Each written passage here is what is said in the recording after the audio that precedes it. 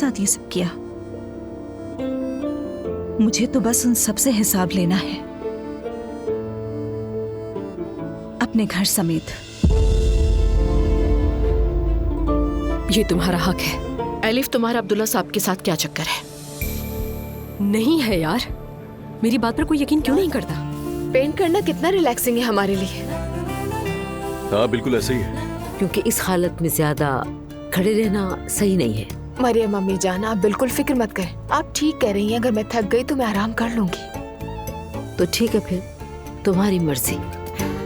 जिसका दिल चाहे ड्रिंक करे और जिसका दिल चाहे वो चाय पिए। इसमें इतना बुरा मानने वाली कोई बात है नहीं। यहाँ हर शख्स को आजादी है और इस आजादी के लिए मुल्क ने बहुत स्ट्रगल की है। और वैसे भी इस्तांबुल एक इंटरनेशनल और टूरिज्म कंट्री है।